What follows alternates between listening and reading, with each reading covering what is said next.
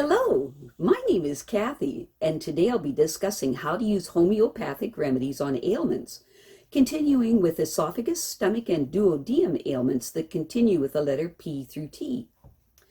But before I do this, I wanted to let you know that because I have a great many videos now on many different topics, that I've decided to make several different video playlists so that it's easy to find the videos of greatest interest. So please check out my playlist page. Please refer to my How to Use Homeopathic Remedies video before using the material in this video. I'll be discussing how to use homeopathic remedies on specific ailments, but I've broken these ailments into categories for easier reference.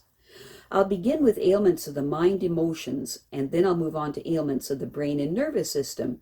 Then I'll address issues with the skin, nails, hair, eyes, ears, nose, teeth, gums, lungs, respiration, heart, blood, circulation, muscles, bones, joints, esophagus, stomach, duodeum, small and large intestines, liver, gallbladder, pancreas, kidney, bladder, then ailments specific to women and then specific to men, then issues of the hormones and metabolism. Then I'll address issues of homeopathic remedies on infections, infestations, and the immune system. Then issues surrounding fertility and pregnancy and surrounding childbirth and postnatal problems. Then homeopathic remedies that address special problems in infants, ailments and diseases in childhood, and special issues of adolescents, and finally special issues of the elderly. Constitutional treatment involves treating the totality of the individual person. Everyone is a unique individual with a unique physiology that responds to substances differently.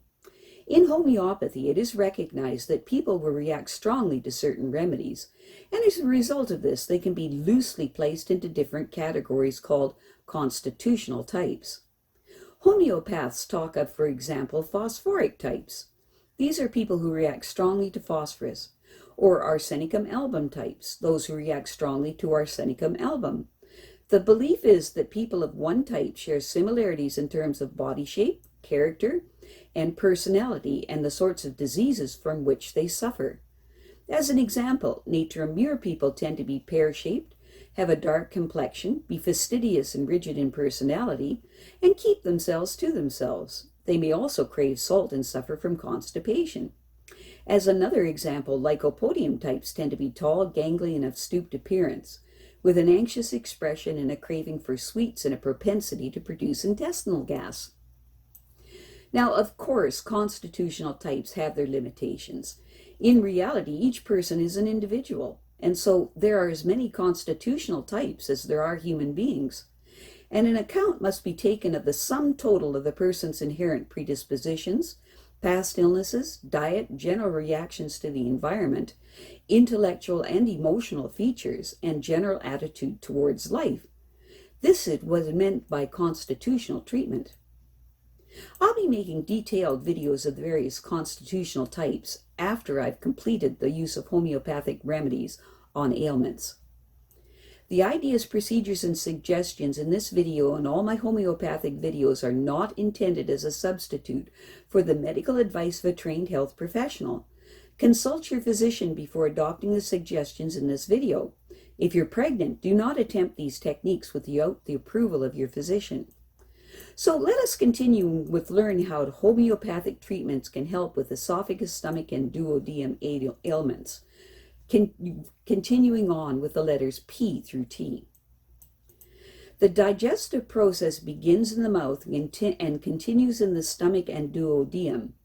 Food is rhythmically squeezed down the esophagus, which is a muscular tube about 10 inches long, past a one-way sphincter or valve into the stomach. Usually food stays in the stomach for 3 or 4 hours, then enters the duodenum through another one-way sphincter. But a fatty meal can slow the process down, just as great stress can speed it up. When we see or smell food or anticipate a good meal, the brain not only tells certain cells in the stomach lining to start secreting digestive chemicals, but also tells others to secrete the hormone gastrin, which sets full-scale production of digestive juices in motion. The most important chemicals produced by the stomach are hydrochloric acid and the enzymes pepsin and lipase. The acid produced by the stomach is of sufficient strength to liquefy meat and to kill the bacteria in food, effectively protecting the rest of the digestive system from infection caused by putrefaction. It is also necessary for the absorption of calcium, iron, and other nutrients. Pepsin breaks down proteins into smaller units, and lipase has a similar effect on fats. Both enzymes require an acid environment. However, if the stomach did not also have millions of mucus-producing cells in its walls, it would start to digest itself. Ulcers are, in effect, areas where the mucus lining has been destroyed. Although the stomach mostly secretes substances that break food down, it also absorbs small molecules such as water, salt, vitamin B12, and alcohol, and feeds them into the bloodstream. Once in the duodenum, semi-digested food is made alkaline and further broken down by secretions from the pancreas, and any untreated fat in it is emulsified or broken down into very small droplets by bile from the gallbladder.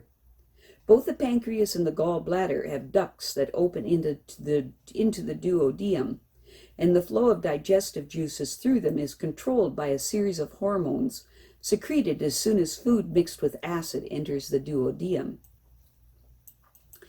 Peptic ulcers.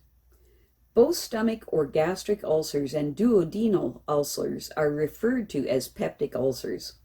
Where duodenal ulcers affect 4 times as many men as women, stomach ulcers are more or less equally distributed. For women, however, the risk of ulcers increases after menopause, perhaps because high levels of estrogen have a protective effect. Stomach ulcers are coin-sized raw areas on the walls of the stomach where the protective mucus coating has been eroded.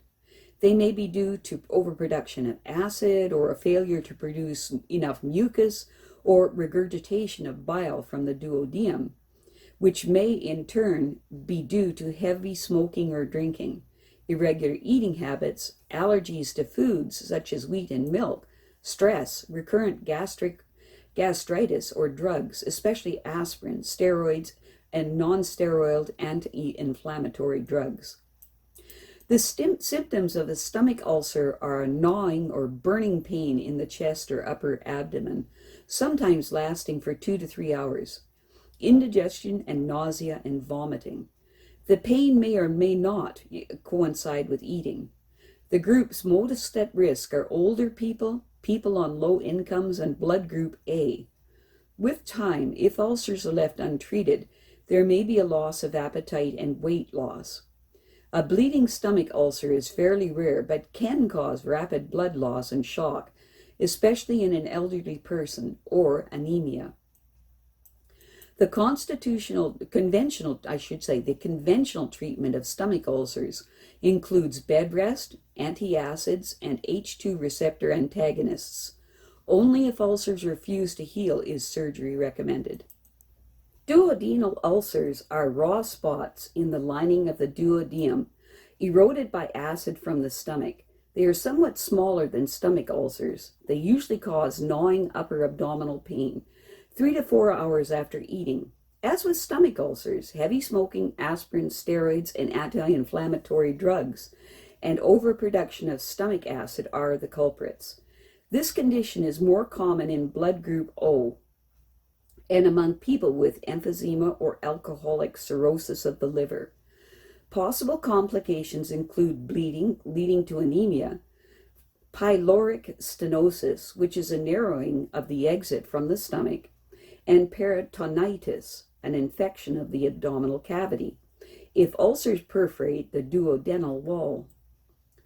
Duodenal ulcers are conventionally treated by giving antacids to neutralize acid produced by the stomach, or drugs to reduce the amount of acid produced. Surgery is seldom necessary. A perforated ulcer is an ulcer that is eroded through the wall of the stomach, or duodenum. The symptoms are severe abdominal pain lasting for 1 hour or more, with or without vomiting, and sometimes blood in the vomit. The appropriate action is to call 911. Travel sickness.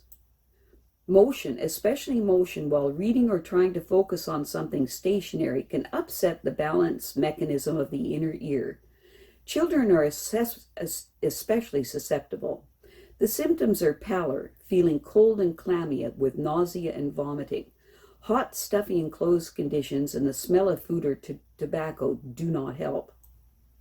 Specific remedies to be given every 15 minutes to every hour, depending on severity, beginning 1 hour before starting the journey. If the person is afraid of death and disaster, use Aconite 30C. If the person is nauseous, giddy, faint, pale, cold, and sweaty, with a tight band around the head feeling, and find cigarette smoke especially nauseating, use Tabacum 6C. If the person is fidgety but feels better lying down, use Rhus Tox 6C. If the sight of food causes nausea and a sudden increase in saliva, and the person feels giddy and worn out and wants to lie down, use Cocculus 6C. For the feeling of hunger and the hunger is satisfied by small amounts of food with a sudden increase in saliva and giddy feelings made worse by loud noise or by sitting up with pain in the back of the head and neck, use Petroleum 6C.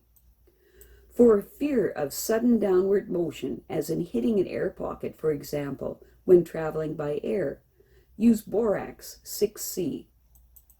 For feeling queasy, with headache at back of the head or over one eye, and food, tobacco, or coffee make the queasiness worse, and painful gagging and retching, and feeling chilly and constipated, use Nux 6C. I have a great many videos now on many different topics, so I've decided to make several different video playlists so that it's easier to find the videos of greatest interest. So please check out my playlist page. Well, that's it for now. To stay up to date with my latest videos, make sure to subscribe to this free YouTube channel by clicking the red subscribe button right below this video. Take care.